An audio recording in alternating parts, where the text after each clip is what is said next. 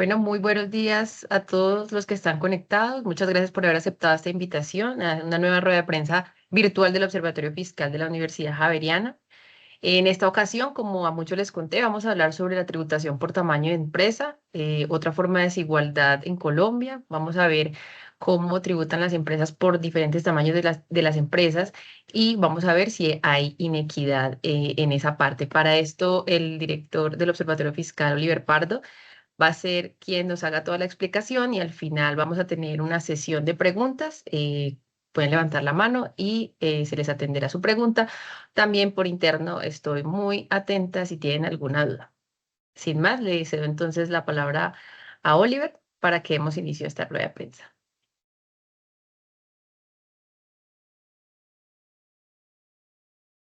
Hola, muchas gracias Ana María y bienvenidos a todos. Eh, bien, este es un informe donde básicamente ilustramos otra forma de inequidad. Mostramos básicamente que las empresas más grandes del país tributan menos que las empresas más pequeñas, al menos en lo que concierne al impuesto de renta de personas jurídicas. Entonces, lo importante es comenzar con ese marco de que necesitamos una tributación más justa y equitativa, pero eso no sea solamente a través de las personas naturales, sino también a través de las personas jurídicas. ¿Por qué esto es importante? Porque hay dos tipos de equidad. Una es la equidad que todos conocemos, que es la equidad entre la equidad entre personas, que básicamente para lograr más equidad entre personas necesitamos que las personas ricas tributen proporcionalmente más que las personas más pobres. Y eso se conoce como equidad vertical. Pero también hay otro tipo de equidad y se trata de que actividades económicas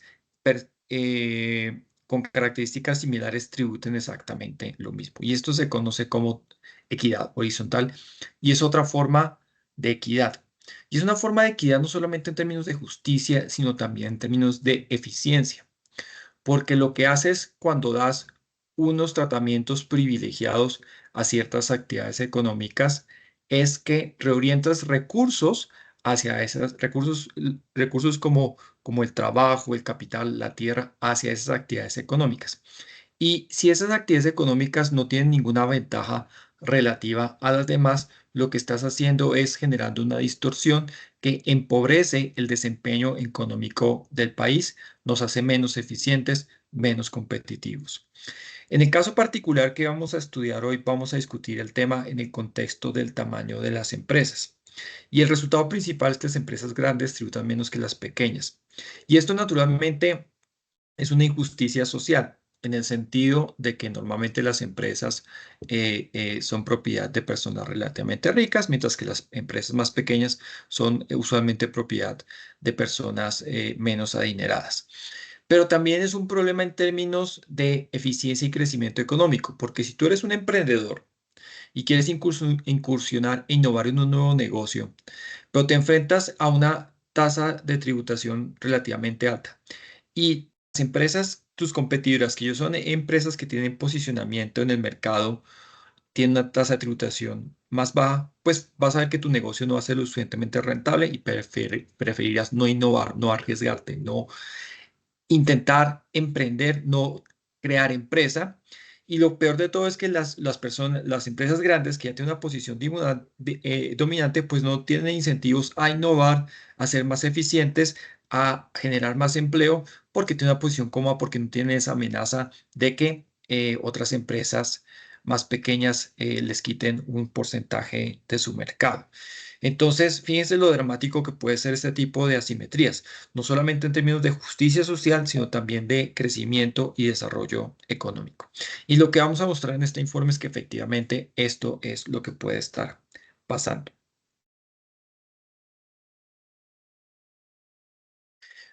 Entonces, qué vale la pena aclarar para mostrar esto? Hay que diferenciar lo que es la tarifa. No, primero, recordar que estamos acotando este estudio solamente impuesto de renta de personas jurídicas. Y lo siguiente es que la tarifa efectiva de renta no es lo mismo que la tarifa nominal. Todos sabemos que las empresas pagan una tarifa nominal del 35%, es decir, que su renta líquida agradable normalmente pagan el 35%. Pero para llegar a pero hay varios asuntos. Primero, que una vez hecho este cálculo pueden haber varios descuentos tributarios. Segundo, que para la renta líquida agradable pueden obtenerse un montón de beneficios como exenciones, exclusiones y toda una gama de beneficios tributarios que hacen que la base agradable sea en realidad más pequeña. ¿Y qué implica esto? Implica que realmente muchas empresas no necesariamente terminan pagando un 35% de sus utilidades en impuestos, sino que pueden terminar pagando otra cosa. Entonces, para mirar cuánto pagan efectivamente, tenemos que mirar cuánto es el impuesto a cargo, cuánto es lo que efectivamente pagan en relación a sus utilidades. Y eso es la tarifa efectiva, que en circunstancias normales, es decir, si no existiesen beneficios tributarios, sería igual a la tarifa nominal, pero que con la presencia de beneficios tributarios puede ser distinta puede ser menor al 35%. Ahora bien, en algunos casos puede ser incluso mayor al 35%, por ejemplo, cuando existen unas sobretasas. Entonces, ¿qué es lo que tenemos que hacer? Para mirar la tarifa efectiva de tributación, que vamos a llamar TET, tasa efectiva de tributación, tenemos que mirar cuánto es el impuesto a cargo, pero como proporción de la utilidad de la empresa. ¿Y cómo miramos la utilidad de la empresa? Pues miramos todos los ingresos que no son constitutivos de renta, le sumamos todos los ingresos constitutivos de renta y le restamos los costos deducibles. Esos ingresos constitutivos de renta menos esos costos que son que por la misma naturaleza de actividad económica es normal que sean deducibles, es lo que se llama la renta líquida, que no es lo mismo que la renta líquida agravable. Entonces, si al sumar los ingresos no constitutivos de renta, le sumamos la renta líquida, en realidad tenemos el total de ingresos desagregados entre ingresos no constitutivos de renta e ingresos constitutivos de renta, menos los costos que son normalmente deducibles. Y eso es una aproximación a lo que sería la utilidad de la empresa. Y la tasa efectiva de tributación la definimos como el impuesto a cargo, lo que paga lo que debería pagar la empresa, relativo a su utilidad. Y recordemos que su utilidad está aproximada por esta suma que está en el denominador, que es la suma entre ingresos no constitutivos de renta y renta líquida, que a su vez es ingresos no constitutivos de renta más ingresos constitutivos de renta menos costos normalmente deducibles. Y esto es lo que llamamos la tasa efectiva de tributación. Y lo que vamos a ver es que la tasa efectiva de tributación, de hecho, normalmente es menor al 35%. Es decir, que para casi todos los tamaños de las empresas hay algunos beneficios tributarios que hacen que la tasa efectiva de tributación sea menor al 35%. ¿Ok? Ahora bien, hay otra razón por la cual la tasa efectiva de tributación puede ser menor, y es que naturalmente cuando una empresa está en pérdidas, pues no tiene impuesto a cargo. Entonces, eso es una salvedad importante que tenemos que discutir más adelante. Entonces, recordemos, tasa efectiva de tributación es lo que las empresas efectivamente pagan de impuesto como proporción de sus utilidades y que eso puede ser distinto a la tarifa nominal del impuesto de renta del 35% a raíz no solo de sobretasas, sino también de beneficios tributarios que erodan la base gravable. Y básicamente estos son los resultados de nuestro informe. Lo que hacemos es tomamos una base de datos de la DIAN, que desafortunadamente todavía no nos permite identificar declaraciones de empresas, todavía no tenemos acceso a una muestra de declaraciones de renta de personas jurídicas. En vez de eso, la DIAN reporta la información contable, la información que reportan las empresas en sus declaraciones de renta, agrupadas por cuantiles de ingreso bruto. Entonces, lo que hacemos en esta gráfica es agruparlas por percentiles de ingreso bruto y lo que tenemos en el eje horizontal son esos percentiles. Entonces, hacia la izquierda tenemos el 1% de las empresas más pequeñas, el 2% de las empresas más pequeñas, el 3% que le sigue, así sucesivamente hasta llegar al percentil 80, es decir, esas empresas que son más grandes que el 80% de las empresas, y así seguimos subiendo hasta el percentil 90, esto es el esas empresas que son más grandes que el 90% que las demás empresas, hasta llegar al percentil 100, que es ese 1% de empresas más grandes del país. Cuando digo tamaño, tenemos que tener en cuenta que estamos refiriéndonos a nivel de ingresos. Es decir, estamos organizando las empresas desde la más pequeña hasta la más grande según su volumen de ingresos. Y esto es importante porque desafortunadamente la clasificación de tamaño de empresa a la que estamos acostumbrados es por el volumen de activo, y dependiendo del volumen de activo y la actividad económica que tenga una empresa, se clasifica como microempresa, pequeña, mediana o grande. Pero en la base de datos de la DIAN no podemos clasificar las empresas entre pymes o grandes, porque no tenemos información de qué actividad económica pertenecen las empresas. Y aunque sí tenemos información de los activos, el hecho de que no tengamos la actividad económica hace que no podamos clasificar las empresas entre microempresas, pequeñas, medianas y grandes. En vez de eso, las clasificamos por percentiles de acuerdo con su nivel de ingresos. Y como les dije, hacia la izquierda de esta gráfica tenemos los percentiles más bajos, es decir, aquellas empresas con ingresos más bajos y por lo tanto presumiblemente más pequeñas.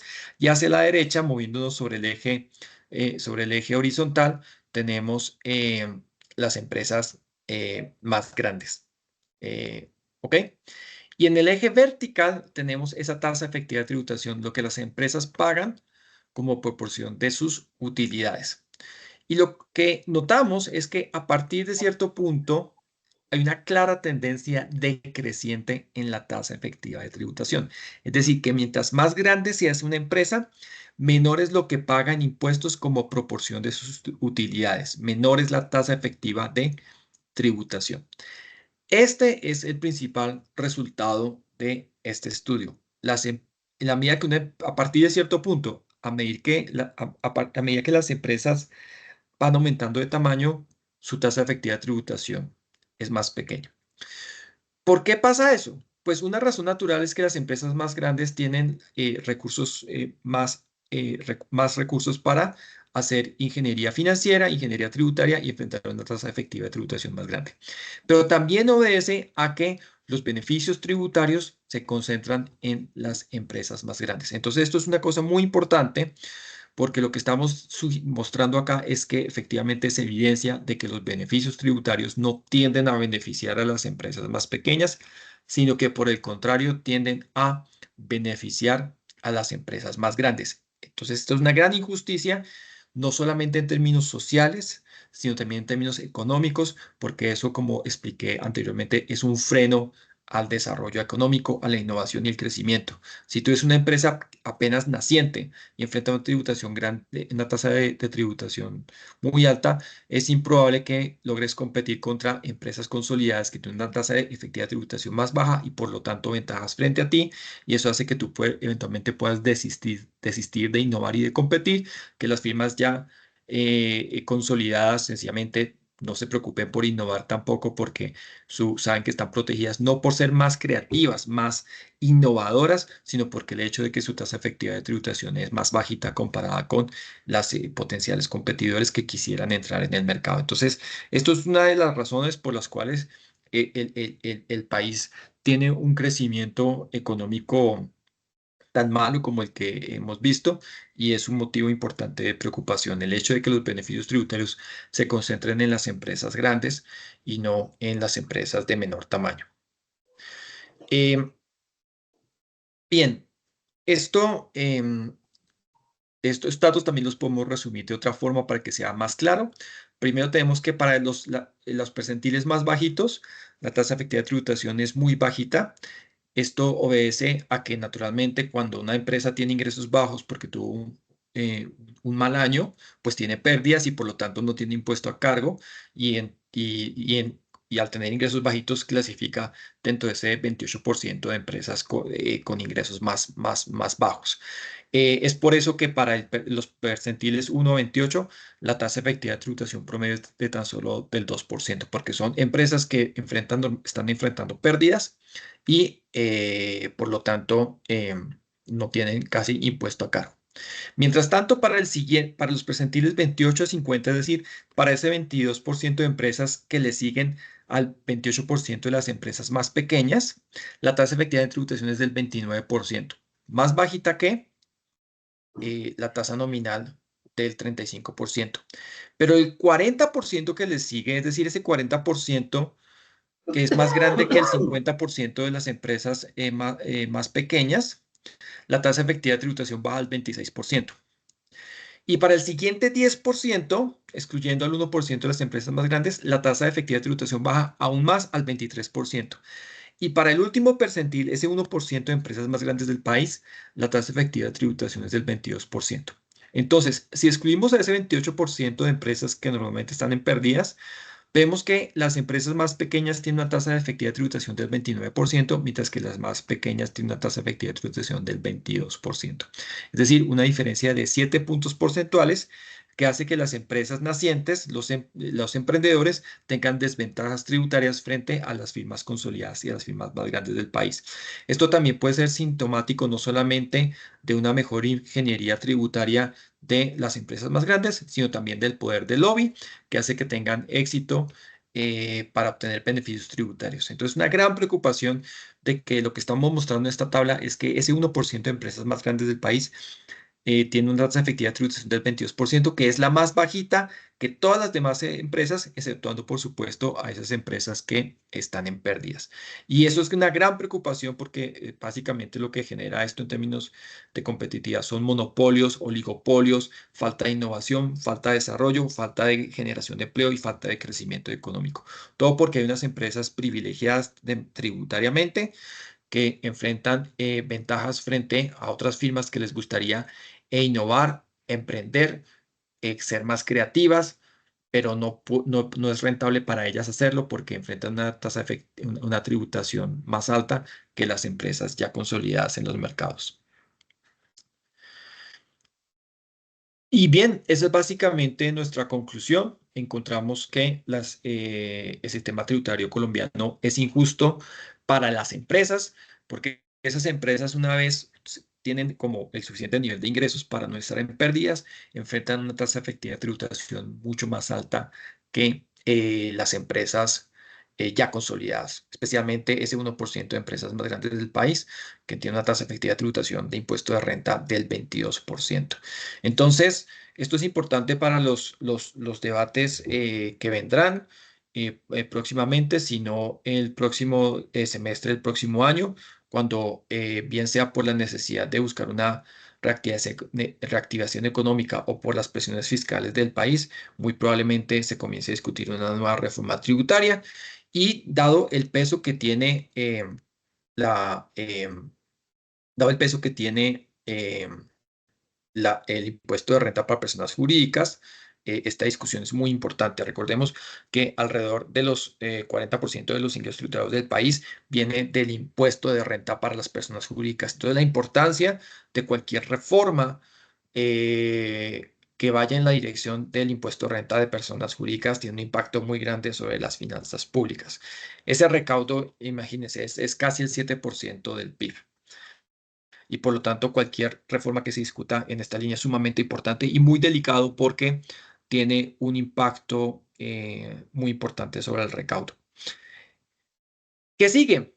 Entonces, una conclusión que ustedes pueden pensar es, bueno, lo que quitamos es quitar beneficios tributarios.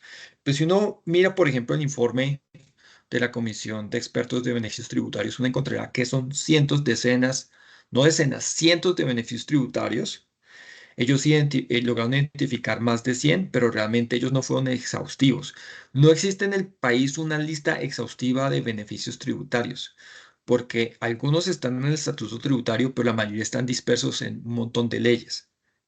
Entonces, tratar de acotar los beneficios tributarios resulta muy problemático. ¿Cuáles son las alternativas? Nosotros proponemos el observatorio fiscal.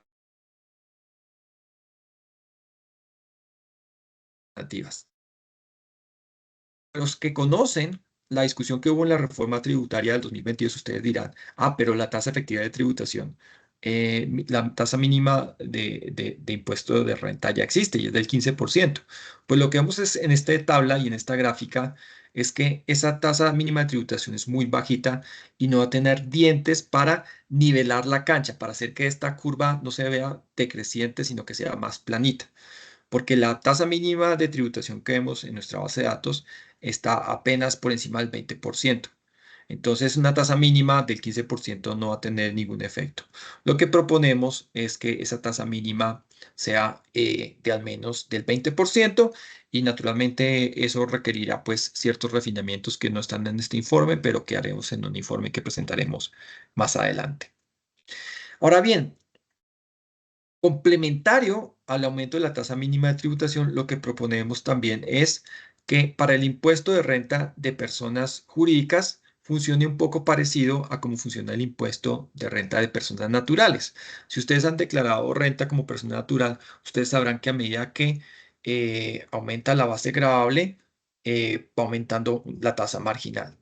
Acá proponemos exactamente lo mismo. Nosotros no creemos necesario tener tantas tasas marginales como en el caso de personas naturales, pero sí al menos dos tasas marginales. Una del 30%, de manera que hasta cierta renta líquida agradable, la tasa es nominal sea del 30%, y que a partir de cierto nivel de renta líquida agradable, la tasa marginal sea del 35%. ¿Qué quiere decir que la tasa marginal sea del 35%? Que es del 35% sobre las rentas líquidas agradables que superen ese umbral. Eso es básicamente lo que estamos proponiendo. ¿Cuál es el propósito de esas dos medidas? Aumentar la tarifa mínima al 20% y hacer unas tasas marginales tales que para las rentas líquidas graduables bajitas sea el 30% y para las rentas líquidas graduables en exceso de ese umbral sea del 35%. Pues aplanar esta curva, nivelar la cancha, que haya más justicia, que las empresas relativamente pequeñas se enfrenten a una tasa efectiva de tributación parecida a la de las empresas relativamente grandes. Por supuesto, para bajar la tasa efectiva de las empresas más pequeñas sin perjudicar el recaudo, necesitamos aumentar la tasa efectiva de tributación de las empresas más grandes. Eso es lo que queremos hacer con nivel a la cancha, tener un sistema tributario para las personas jurídicas más justo, de manera que incentive no solamente la justicia tributaria, económica y social, sino también la innovación, el crecimiento y el desarrollo. Muchísimas gracias. Muchas gracias, Oliver. Mientras de pronto aquí hay algunas preguntas, hay una pregunta que me envían por interno José González, periodista de Barranquilla. ¿Cómo impacta económicamente esa inequidad tributaria de las empresas? Bien, es una pregunta académica e investigación abierta, ¿no? Porque nosotros en este estudio no logramos cuantificar cuál es el efecto sobre el crecimiento económico. Solamente medimos la tasa efectiva de tributación, pero ciertamente esas inequidades, el hecho de que las empresas relativamente pequeñas enfrenten una tasa efectiva de tributación más grande que las empresas ya consolidadas, indudablemente generan incentivos y generan dificultades para esas empresas pequeñas para competir con las empresas grandes. ¿Y cómo se compite? Pues, por ejemplo, no solamente a través de tener unos menores precios, sino también a través de innovación, a través de crear nuevos productos, a través de ser más eficientes en los procesos productivos, pero estas inversiones no son necesariamente rentables porque enfrentan una tasa, porque estas empresas enfrentan una tasa de tributación más alta que las de sus competidoras. Entonces, es una pregunta abierta a la cuantificación de este impacto, pero sin duda estas inequidades generan problemas a la hora de incentivar la competencia y en la medida que no haya competencia, pues hay menos innovación y por lo tanto menos crecimiento económico. Ok. También pregunta que si en este momento de incertidumbre fiscal sería viable que esa reforma tributaria que viene incluya una política que equipare las condiciones para las empresas. Esa es una muy buena pregunta y una preocupación que tenemos en el Observatorio Fiscal. En este informe solamente caracterizamos esas inequidades en la tributación de las empresas. Lo que estamos desarrollando en un nuevo informe que esperamos salga a la luz a finales de este mes o principios del otro es ya la cuantificación de esa propuesta. porque es muy importante cuantificar, por ejemplo, para el caso de las tasas marginales, es muy importante calibrar ese umbral de tal forma que el costo en términos de recaudo no sea mayor que lo que se recauda aumentando la tarifa mínima al 20%. Entonces estamos haciendo ese ejercicio para que nuestra propuesta no solamente no tenga un impacto fiscal negativo, sino que de hecho tenga un impacto fiscal positivo, es decir, que haya más recaudo. Entonces es viable generar propuestas tales que se nivele la cancha,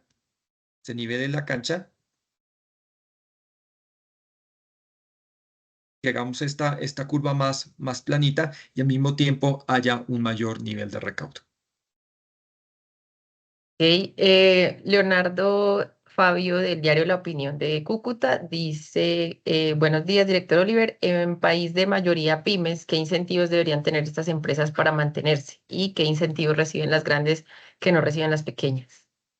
Bueno, esa es una muy buena pregunta. En nuestra opinión, en vez de generar beneficios para las MIPYMES, lo que estamos proponiendo es reducir su tarifa nominal del 35 al 30%. Eso lo que hace es básicamente un beneficio que es independiente de la actividad económica de las MIPYMES. Pero la diferencia con lo que propuso el gobierno hace unos años es que queremos grabar la tarifa solamente para las MIPYMES, no para las empresas grandes. Porque por varias razones. Primero, pues como estamos viendo, pues las grandes empresas ya tienen una tarifa efectiva menor. Entonces, no hay razón para que las empresas más grandes también tengan esa reducción de la tarifa nominal del 35 al 30%. Pero adicionalmente, si la única medida fuera bajar la tarifa nominal para todos, el impacto fiscal sería de 15 billones de pesos. Y en este momento no hay la posibilidad de hacer eso. Acuérdense que el ministro de Hacienda anunció recientemente un recorte de 20 billones de pesos que tal vez sea insuficiente. Y si abrimos un hueco fiscal de 15 billones más, pues esto va a ser muy complicado. Entonces, no es viable reducir la tarifa nominal del 35% al 30% para todos. Lo que sí es viable es reducir la tarifa nominal al 30% para las MIPYMES o sin disminuir la tarifa nominal para las grandes empresas. Al mismo tiempo que se les aumenta el piso a las grandes empresas y eso compensa con el recaudo lo que se le reduce a las MIPYMES. Esa es la dirección de la propuesta en la que estamos trabajando. Listo, bueno, por ahora ya no tengo más preguntas. De todas formas, la rueda de prensa queda grabada. Yo les envío a todos al final el insumo, el video, el comunicado de prensa y el informe para que lo consulten. Cualquier cosa, estoy atenta por el chat. Y bueno, muchísimas gracias por habernos acompañado. Muchas gracias, Oliver, por tus explicaciones. Muchas gracias a todos. Gracias.